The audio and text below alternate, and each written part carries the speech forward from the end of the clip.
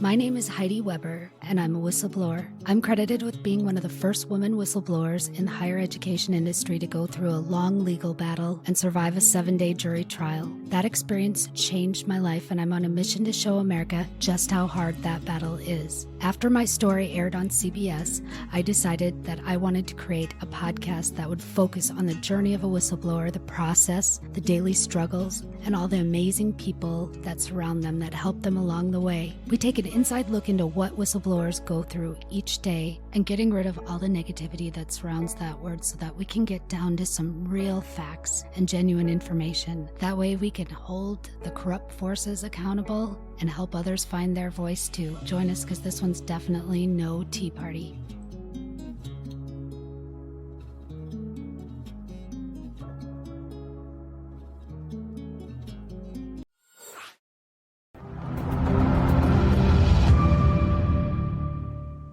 Support for the Whistleblower Revolution provided by the Marion Scallard Law Firm. Our talented attorneys have been at the forefront of whistleblower law for decades. Our presence in Washington, D.C. gives us access to key government players while still allowing us to represent whistleblowers from across the country and around the world. Marion Scallard is committed to fighting fraud and protecting whistleblowers. For more information, please visit us at findjustice.com. Hi, welcome to the Whistleblower Revolution. This is Heidi Weber, and I have a very special guest today. She and I are sisters, so to speak, from a different situation. We both worked at colleges. We were both in administration, and she saw a lot of the same things that I did. Pretty much everyone does in the for-profit realm, but and had her own court case and her own story. So welcome to Debbi Potts. Welcome. Thank you for having me, Heidi. Yeah, so tell us a little bit about your story. Your story is unique from mine because you went through a different kind of trial. And so tell us about your story. So I took a job with CollegeAmerica in 2009, and I was hired as a campus director. So I commuted from Colorado to Wyoming for 3.5 years and ran a career college. And I was really excited when I started this job because I really went into it because I wanted to help those students who typically can't get into a traditional college. And it was very fast paced. It was every month we enrolled students. And the longer I was there, the more my concerns grew that I had taken perhaps a sales position and that there was just, it was almost kind of like you couldn't believe there was this much fraud going on because it seemed so in your face. And they were so brazen about not really asking us to do things, but directing us to do things that really violated accreditation standards and were really unethical. So I ended up, I actually stayed until July of 2012. And at that time, I just made a decision to leave, and I didn't really have another job to go to. So my dean of education and I decided to leave, and I walked out on my job and sent a letter to the owner, Carl Barney, of CollegeAmerica, and to some other administration officials, and met with my staff that day and told them that I just couldn't be part of this. I couldn't put my name or be associated with it. So I left, and it's a tough decision. That's a very tough decision to make, isn't it? It's not one to be taken lightly. I think everybody thinks that, there's a motive behind whistleblowers or whatever. And that's the hardest decision, and nobody wants to be a whistleblower. So I commend you for actually following through with that. That's tough. Yeah, it really was tough because I did not have another job to go to. And I also knew that besides leaving, I had to do something with the information that I had, because I felt like if you don't, that you're part of that. And we can't fix everything, but I think we're really called to fix what we see when we're there, or we really are part of it. Right. And it just kind of escalated. It was really a wild story. After I left, I was contacted by the owner, who was very stunned that I left, because normally he calls the shots, and he's something else. I'm familiar with him as well, and he's really well, a character. it was very Scientology based, Ayn Rand philosophy. It was very emotionally abusive. It was gifts and trips and meetings, and then it was emotional beatings for not enrolling enough students. Right. I worked at Colorado Tech for a couple of quarters before I went to Globe. So, and I think Colorado Technical University is under their umbrella, or was under their umbrella, isn't it? Wasn't it? No, I was thinking it was. There's a couple of them in there that I did online. But I'm familiar with that. So he called you himself directly. That surprises me that he. Well, he had a relationship with all of us campus directors, and my resignation letter was very scathing. There's a lot of things written, like ethical books, and I called him out on his ethics. And I think he called me because he was on a fishing expedition to see what I planned on doing. Sure. We were on the phone for quite a long time, and we started kind of an email exchange, because I was supposed to be getting some bonuses that I never got, and I asked him to look into those for me, and then the game playing kind of started, and he was sending me some kind of threatening emails. Oh my gosh. Yeah, and it was like, I hope you reported this, or you're part of it. And anyway, I ended up filing for lost wages through Wyoming over the bonuses, and I had it sent to his home in Nevada. And then he contacted me and said that he was stepping out, because obviously I was not happy with how we weren't working anything out. And so then the next thing that happened was I filed for unemployment, and I actually got unemployment because the law says that if a reasonable person is asked to participate in an illegal activity, that you can quit. You can't just walk out on a job for no reason. So I had two things pending, and they did honor it. And all in one day, I received a challenge to the bonuses and a challenge to my unemployment. And I also received an email from the CEO, and Eric Julin, and he wanted to talk to me. And my dean was coming to my house because she had been denied unemployment. And I was going to be her witness on the phone. And so we got him on the phone, and this long Labor Day weekend in 2012, which seems crazy. It's been 8 years ago. Yeah. It went on and on and on, back and forth. And he was trying to get me to be silent. And I refused to sign the contract that he sent me. And so he threatened me in an email. So what did he say? What exactly, how did he threaten you? Go after me, that they would use all of their resources to go after me. So it was legally, they were legally threatening, not physically or anything, were they? Yeah, okay. And so the next morning I got up to more emails from him, and I picked up the phone and called him, and then my dean got back on the phone, and we ended up putting together, none of us are lawyers, and we put together a contract. And one of the things in the contract was that I could not disparage them with malicious intent, and that he would drop ship the bonus money that they owed me, and he did. And when we left, I contacted both Colorado and Wyoming Attorney General. And so I was working with them. So you didn't have a whistleblower attorney yet, right? At this point. I never have had a whistleblower. Okay. Yeah, I've never had a whistleblower attorney. And so I reached out to the Colorado and Wyoming Attorney General, and my dean and I, about 3 weeks after we left, we met in the district attorney's office here in Fort Collins, Colorado, and I was deposed for about 5 hours, and I laid down documents and emails. And the Wyoming, I drove up, and they met us at the front door with subpoenas, and we were recorded. And so that we were off and running, and the college was obviously being contacted. And so I was trying to help the Colorado Attorney General. I was in contact with him almost weekly, daily sometimes. And I found there was a guy that I found out that had gotten fired, and I figured he might be willing to talk. So I reached out to him. And in that email, I mentioned that they were under investigation and that I called my boss an old hag. And within 3 weeks, Oh, you did what all of us wish we could do, right?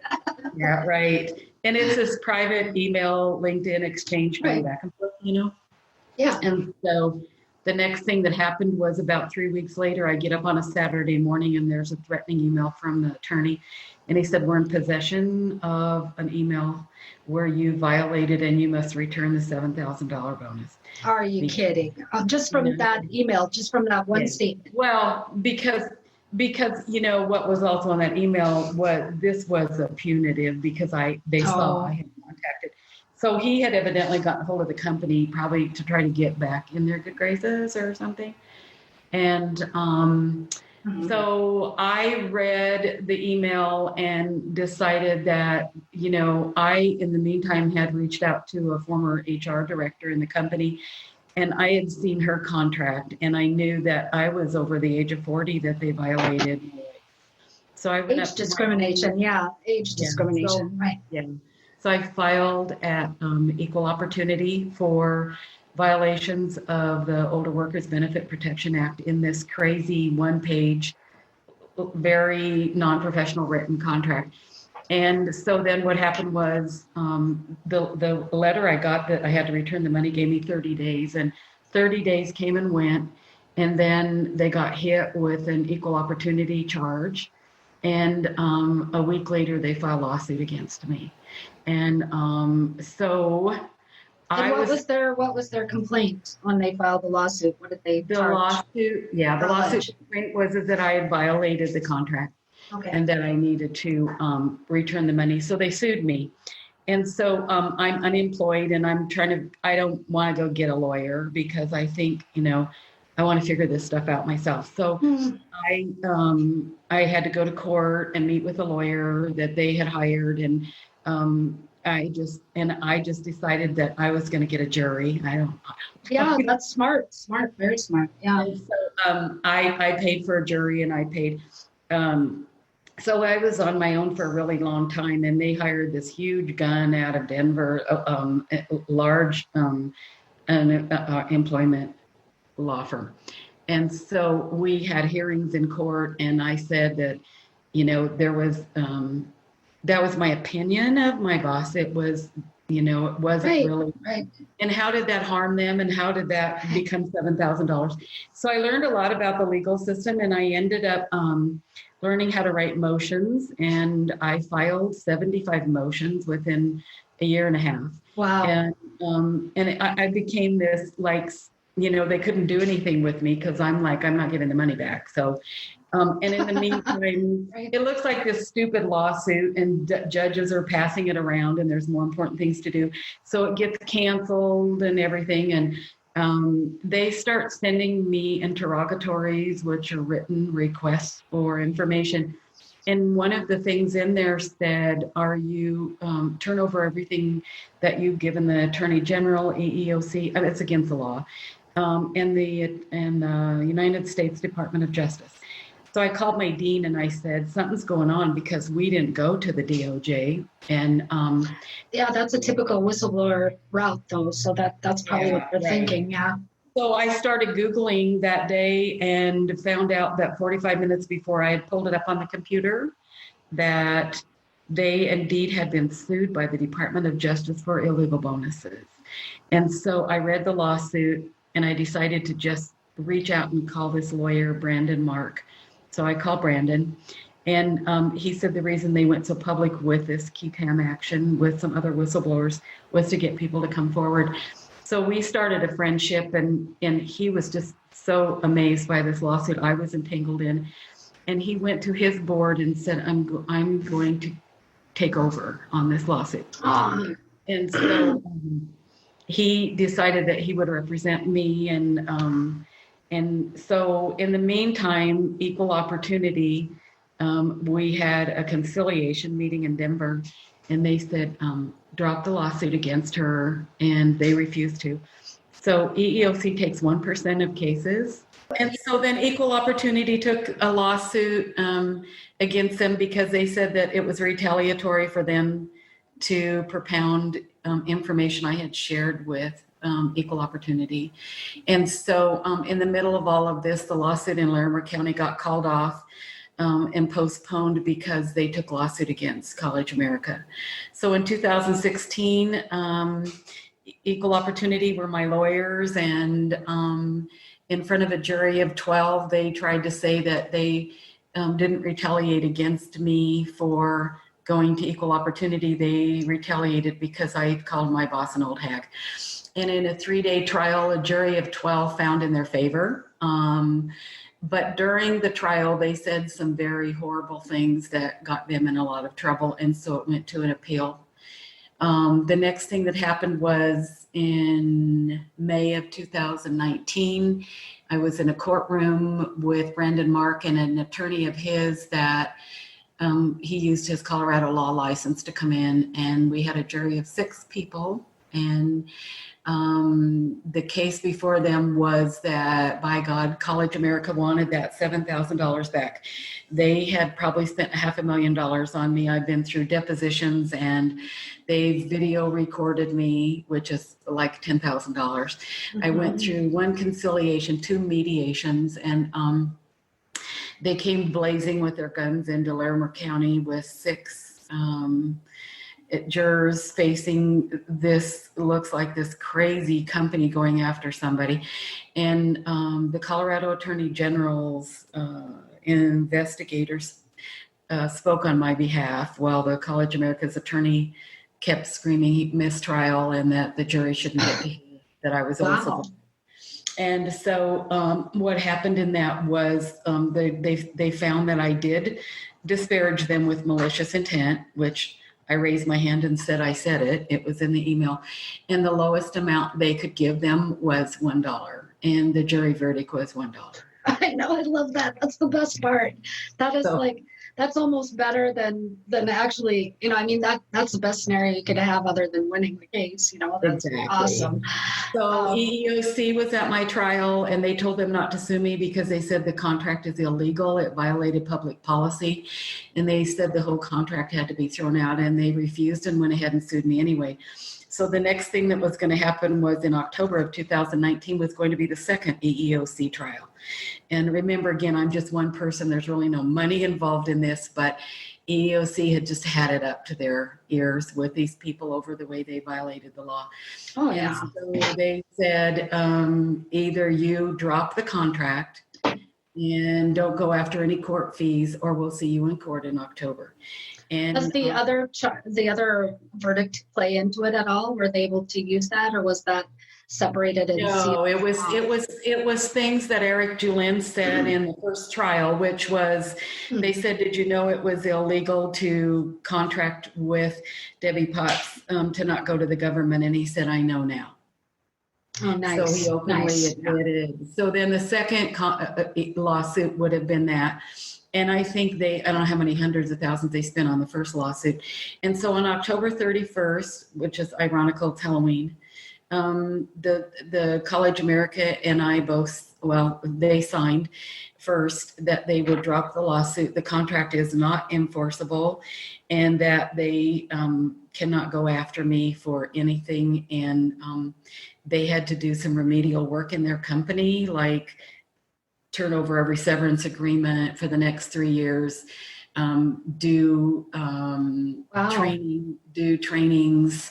They're under some heavy scrutiny over what they did. So it turned out to be kind of like this runaway train for them, because they are so used to using their money and threatening students and threatening staff. And this just turned out to be, for somebody who wanted my mouth quiet, it ended up going everywhere. So how many students, first of all, are we talking? How many students went to this college? So I had a really small campus, and when I got there, probably under 60. I started day school, and we were way over 100. And I was a branch of Colorado because I was in Wyoming, and so CollegeAmerica had one in Fort Collins, Denver, Colorado Springs, Phoenix, Arizona, Flagstaff, Arizona. So they're relatively large. CollegeAmerica, the largest one. I didn't know what their latest enrollment was or what. Well, they're closing down a lot of their colleges. They, what has happened is the trial. That's awesome. Yeah, the trial was in 2017 for the Colorado Attorney General, and the decision came down this year on August 21st, and they were found guilty of fraud. And I don't think it had anything to do with the schools in Colorado closing, but the PR was so bad that they were just dwindling. They couldn't. I can never figure that out. And it seems your school administration is the same way. And did Barney come to any of your hearings or anything? He didn't show up for any of this, did he? The owner? No, he didn't come to anything. Yeah. Eric Julin was, represented the company at everything, and he was always alone,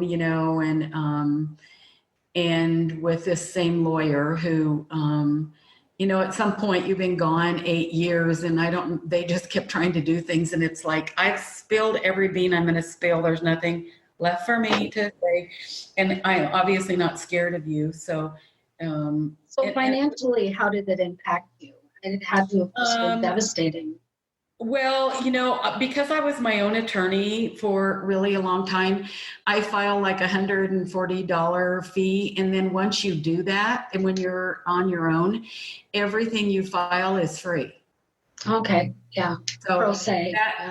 So I went and did that. And then when Brandon Mark took over my case, this was pro bono. And so I love him, by the way. I know him. I've met him before, and he's a great guy. He's a really good guy. We've just really become good friends, and I'm also helping on their Department of Justice lawsuit. So that is coming up. The judge has ordered discovery to start. No more game playing. It's for illegal compensation of bonuses to recruiters. And so I have helped a lot with that. I actually spoke with the Department of Justice lawyers about a month ago. And I don't know whether I'm going through a full deposition, but. How is the climate with good old Betsy, my buddy, we're going to be saying goodbye to hopefully pretty soon? Betsy DeVos. How's been the climate? I mean, have you been getting good feedback from the Department of Ed, or? I can't imagine that word. I haven't had any contact with the Department of Ed at all. I have spoken a lot with, David Halperin did an article and has written. I love him too. He's great. Yeah, he's really great. You know what? He just won't give up on this, and he has horror stories all the time. And what's happened for him right now is that people on the inside of college, I still call it CollegeAmerica. It's actually Center for Excellence in Higher Education, which is oxymoron for them. I know, that's funny. Really? And the people from the inside are sending him emails and leaking a lot of information over what's going on, and he does post those articles. And so the most recent thing that I'm most excited about right now is that I've been working with the Success, I always get this backwards, the Veterans Education Success out of Nevada.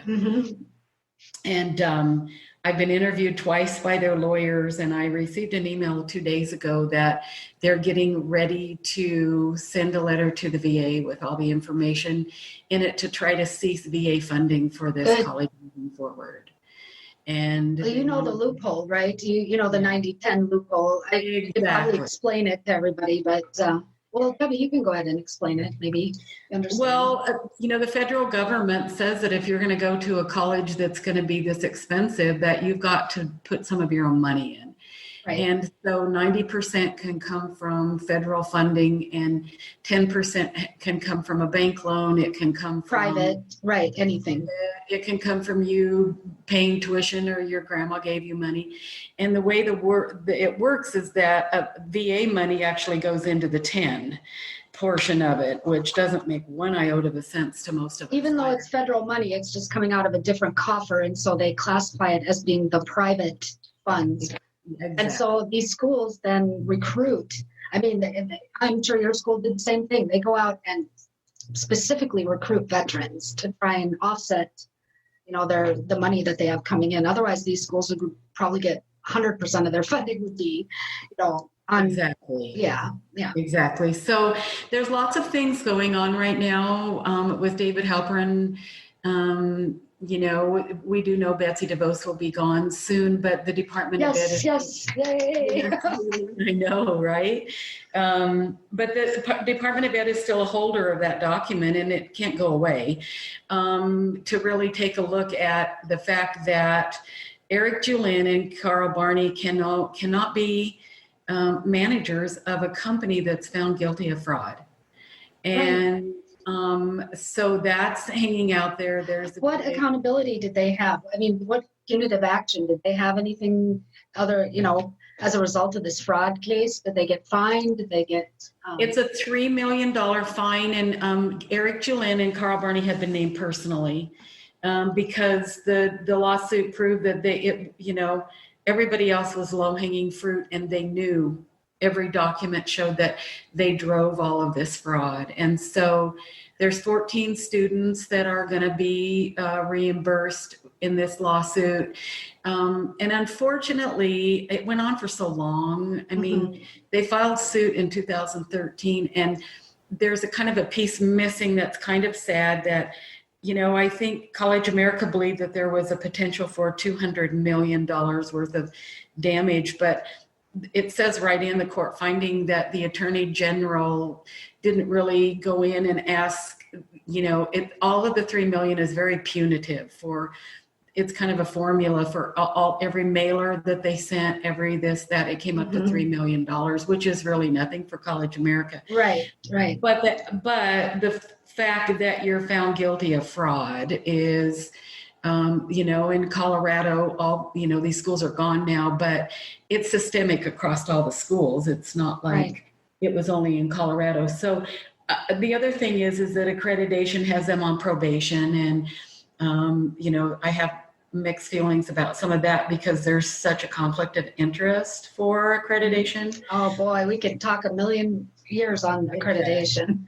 But they are the keeper of the Department of Ed. Doesn't really go in and do a lot of investigating. They say if you're accredited, you can pull federal money, and so they've been on probation a lot, and they are on now. And the last finding that was posted on accreditation is that they're asking a lot of questions about this fraud and what is the board going to do. Are they regionally accredited? They're not. Are they? They're nationally accredited. We talked about this. Yeah. And is it ACICS or ACCSC? ACCSC. It's ACCSC. And just to explain to everybody, that's a national accreditation. And I say this till I'm blue in the face. I'm sure Debbi does too.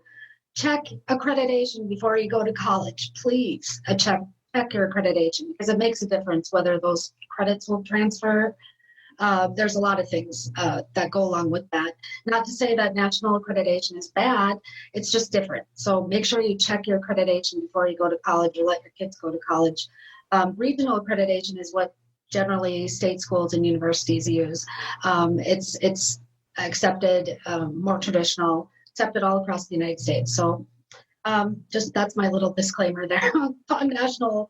The national accreditation, as far as what I saw, and I'm sure Debbi saw the same thing, they're very incestuous. I call it incestuous because they share people from one realm to another, and the schools are peer review. So they kind of wash my back, you wash yours, kind of thing. It was very shady. I'll say shady. That way I won't get in trouble. But when I was there, and hopefully they've improved that. They really Well, I have went through one accreditation review and I was not impressed. You get a list of what they're going to look for before they come, and part of that is so that you're prepared. But they never sat and watched the admissions. They never watched a financial packager. Right. They probably just sat in a room the whole day and looked at paper. And they would come and ask for questions or ask us to contact corporate and how do you do this? And, I think there were 7 or 8 of us. I was the first one. And this happened actually the year that I left. And I actually just wanted to scream out loud while they were there and say, I need to talk to you because things here are not upstanding. But, this was in April of 2012 and I had already made up my mind that I was leaving. I just needed to get some things put in place, and my dean had asked she had some things she wanted to make sure that we really took care of some students as best we could before we left. And I had a lot of stuff to put in place. So I saw what this accreditation looks like, and it really was nothing. I don't think it should ever be adversarial. That's not what I mean, but they don't really hold their feet to the fire. And CollegeAmerica takes a very adversarial stance. They argue everything. They try to intimidate. It's embarrassing. It was. It really is. And I filed a complaint with accreditation in 2013 because I knew my contract wasn't legal. And I filed a complaint with accreditation and so did my dean. And it sat for probably 9 or 10 months. And then we heard from them and they said, well, we investigated everything. We didn't find anything, which is ironical because most of it's what they got sued for lost in the Colorado Attorney General fraud lawsuit. So I don't have a lot of respect for the accreditation because of all the fees that they get from these colleges. And every time they want to start a new course, they pay for it. Every time they pay an annual sustaining fee, they line their pockets. And so I think the whole system needs to be revamped, that if you're going to have someone who's going to be the gatekeeper of the federal money, they have to do it with a sense of integrity. And that's not happening. Well, and they are there to police these schools, not to, they're there to be the regulator of these schools, so to speak. And there were times where the accreditor and the school administration would go on vacations together, and they were friends at my school. So it was very not, it's not ideal. They're not typically, and I think that's why ACICS was kind of shut down for a while there, and now they're back again. But it's very shady. We went through campus visits like that too, the accreditation visit where they spend 2 days on a campus and they end up, sitting in a room and asking you questions.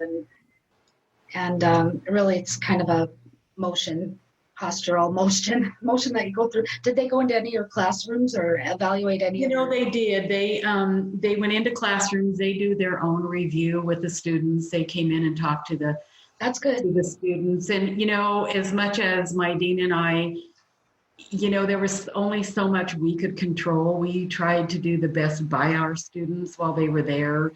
But, at the end of the day, when you can't lay your head on the pillow anymore, it doesn't matter how kind you are to these students or how much you have to have a little bit of tough love with them and say you're going to have to drop for a while before you get your stuff together or whatever. They're still paying $43,000 for a 20-month medical assisting, mainly medical assisting. There were other and $78,000 for a bachelor's. And I'm a medical assistant, and that was my program. So that's that just makes me cringe because we don't make that much money. Medical assistants don't make that much money. It just makes me sick actually that they do that. $43,000 for an associate's degree.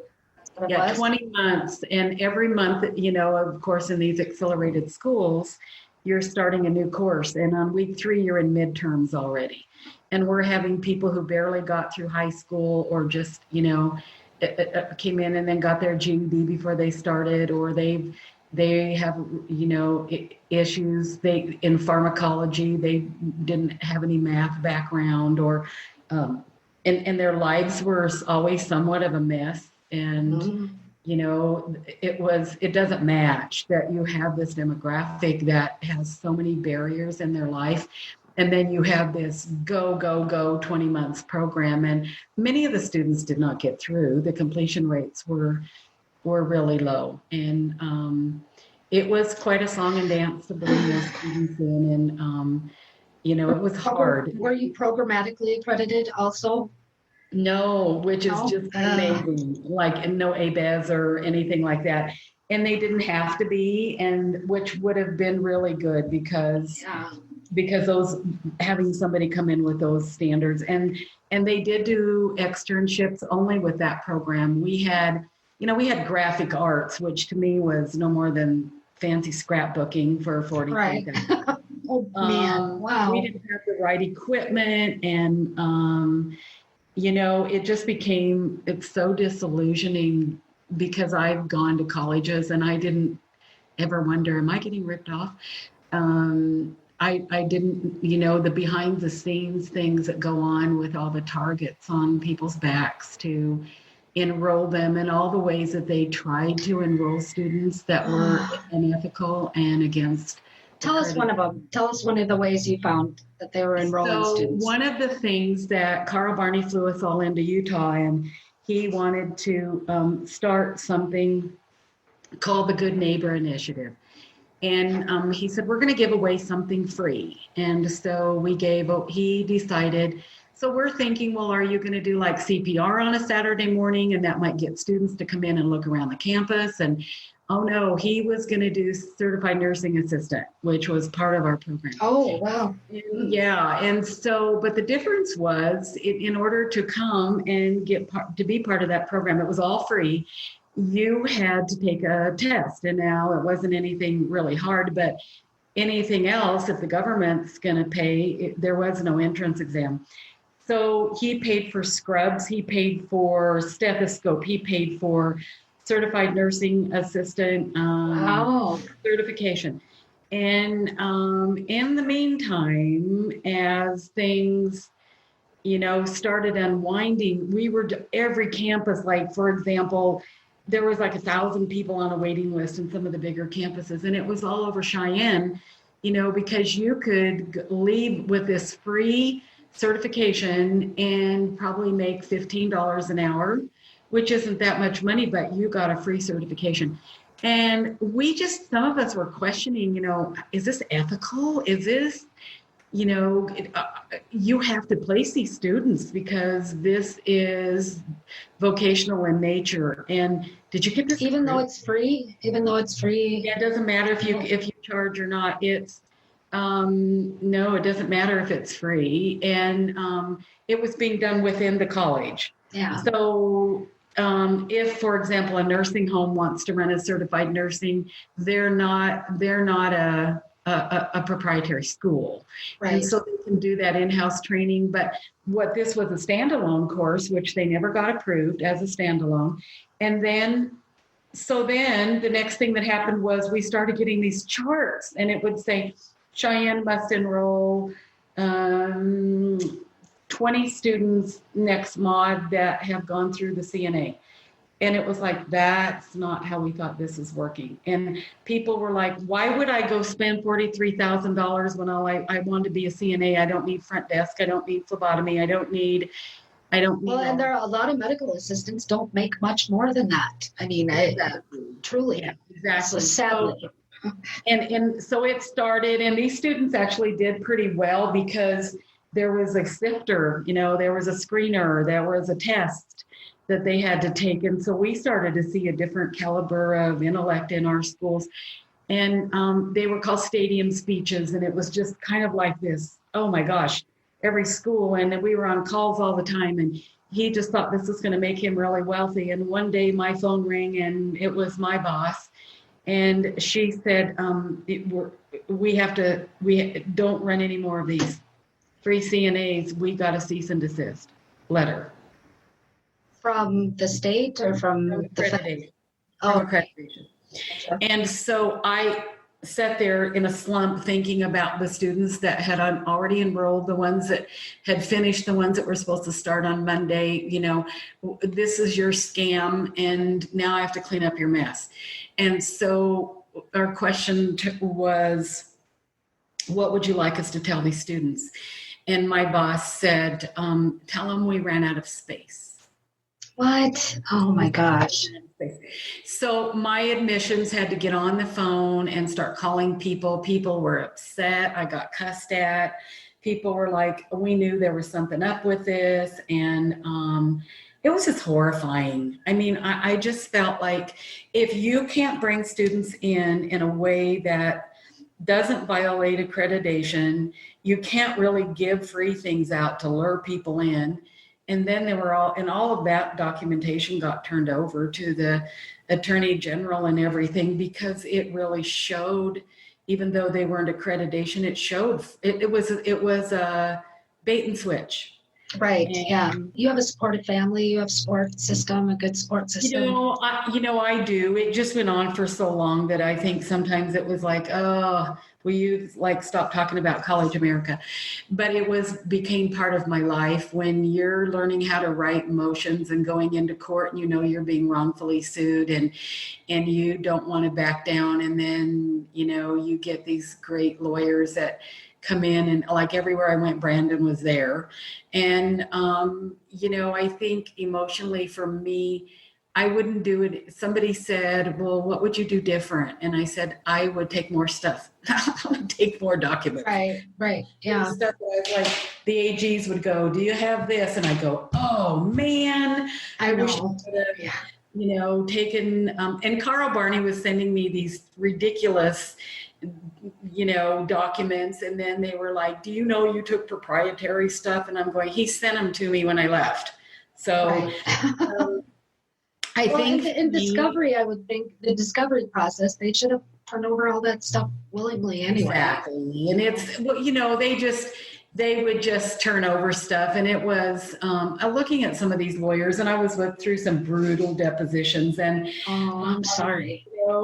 You just look at them and go, you know what, your client is crooked and you're a crooked lawyer, and this is how you get paid the big bucks. And I can't help that you don't care how people are getting hurt, because you shouldn't be getting hurt. This is worse than a bad car dealership. This is your education, and it's your life, your whole life, and they're so excited to go to school and stuff. But, I think emotionally for me, it's been, there's a stigma that goes along with being a whistleblower. Yes.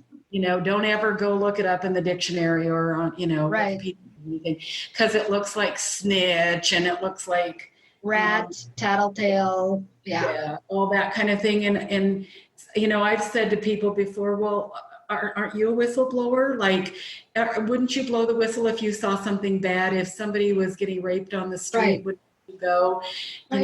For me, it's kind of like I saw something wrong, and it was wrong on such a high level. And I just could not sign enrollment agreements anymore. Right. And I was just sickened, when you're crying going to work and crying coming home, and you go, you've just got to get out. But I think for me, it's a lot to think about, and I would never discourage anybody in doing it, because I think that old saying is that bad things happen when good people don't do the right thing is really true. But I can tell you, over the years, I've had job interviews, and, people will say things like, if we Googled you, what would we find? What? Yeah. Oh boy. Yeah. And I'm very straightforward with it. What am I going to say? Nothing. Because if you Google me, and you spell it right, it'll pull up all kinds of things. And I think to myself, that's just my journey. I was supposed to be there. It was such an odd job for me to go into and drive and commute, and things I was going on personally in my life at that time when I took that job. And you're 100% right. Yeah. And so 100%. I think that it's emotional. And I think that I always tell people, if you're going to do it, you can't be weak in the knees, because that's right. You got to stand up, and you got to be able to stand behind everything that you say. And and I think that, my credibility, which I told some of the lawyers that deposed me was, my credibility is not in question here. My integrity. Oh, but they tried to. I mean, I am sure they attacked you as well. They attacked me for a good day, trying to attack my character. And oh yeah, that's tough to go through. That's tough to listen to. When you're in a courtroom and you have to listen to somebody else, say lies, essentially lies about you, or create some kind of false narrative that you're a monster or something you did was bad, or bad employee, or disgruntled, or whatever. I thought, yes, I'm disgruntled. I just wanted to sit up and say, absolutely, I'm disgruntled. I'm disgruntled that you're corrupt and that all this happened, Exactly. It's not an easy road. And I talk about that being a whistleblower too. At first, I kind of tried to hide from it. I don't know if you did. I was strong in my case and went forward with that. But as far as after it was over, I kind of was like trying to bury it. I didn't want to, And then I said, no, you know what? I have nothing to be ashamed of. I did the right thing. I told the truth. I might as well own it. Maybe I can change it for somebody else. So here I am with the podcast trying to change it. But you're right, in the dictionary, I swear to God, some corporate lawyer wrote all the definitions in the dictionary, because the average public doesn't feel that way. Don't you feel supported? I feel supported. I do. And I think to myself, if somebody wouldn't want to hire me because I was a whistleblower, I don't want to work for them anyway. Absolutely. Because they must be dirty. And I would hire a whistleblower, because I would know that person might find things, not necessarily that I'm hopefully doing wrong, but if I had an employee that had those kinds of morals and fortitude. And I know when I met Brandon, he said, whistleblowers are patriots. And absolutely. It's a really narrow path to walk. And I really don't have any regrets over doing it. I knew, because I know how brutal this company can be, that it was just going to be slamming me around, and it was going to be chasing me, and it was going to be, but at the end of the day, nothing really went their way. They, how much money they spent. That's great. Oh my gosh. It was just unbelievable. And at the end of the day, how humiliating to be in a courtroom in a community that listens to more of your dirt and says, nah, so what? She called this person an old hag. They almost kind of rewarded me for doing it by saying, you get $1, and I think to myself, and I saw my boss in 2 of the trials. They flew her in so they could show the jury that she wasn't an old hag. It was so bizarre, and she did not fare well in Larimer County. And, for me to have to keep seeing these people, and it's kind of like, well, I am really stubborn, and as long as you want to carry on your nonsense and I have people surrounding me, I'm going to walk through this. And when that trial was over, we all cried. I had friends there, even the gal that cuts my hair came, and, I had a lot of people there, and we just all need to see justice sometimes. And this was a stupid lawsuit to begin with, but the very fact that they carried it on and screamed in the courtroom. And so on my days, which I think right now we all have those because of the way the world is that trial gave me hope. And we just sat and waited for the Colorado Attorney General, for the judge. It had to be a bench trial because of the kind of consumer fraud that it was. And, the 160-page report is just so confirming. And it's just part of, like you, it's part of your history. It's part of who you are. And I would rather be the person who stood up and went all the way through than someone who, it was really rotten there, but I'm getting out. I'm just not going to say anything. And, there's a lot of people that do that, there's a lot of people, I laugh, you'll laugh at this too. You'll think this is funny. When I went through all this, not a single other corporate person called me. I had one person that stood up kind of with me at the beginning and said, she ended up being a witness at the trial, but not a single other dean was behind me until after my trial was over.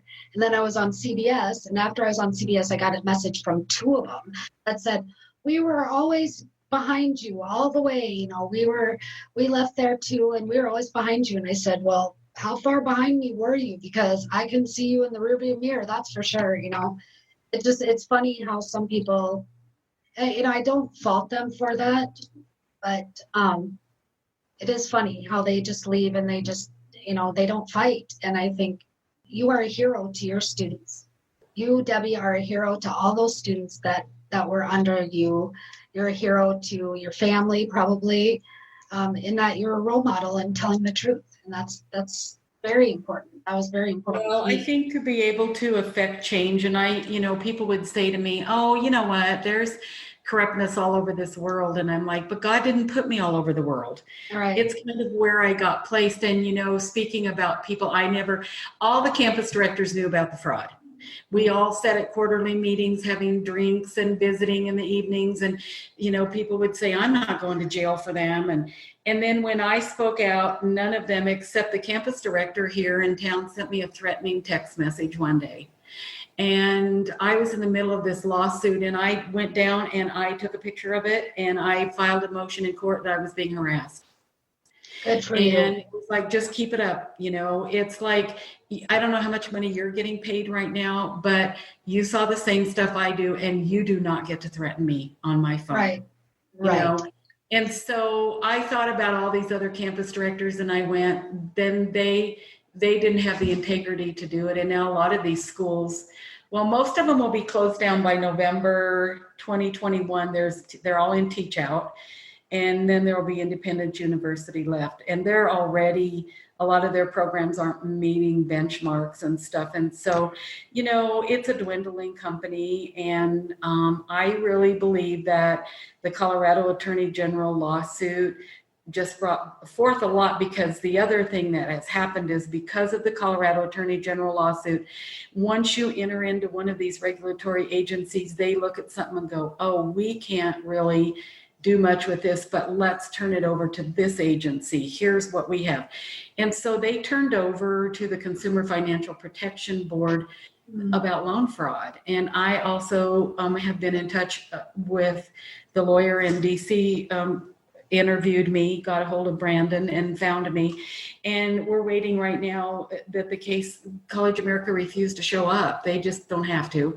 And the judge has to make them go through interviews for loan fraud. Or were they offering private loans at a high interest rate? Because that's what Globe was doing. Yeah. So they had what's called EduPlan. And for anybody who doesn't know what a gap in your funding is that after you get your Pell Grant and then you go get maybe a Stafford loan, which in most of these schools you'll never see, because you have to turn them over to the company, part of your funding.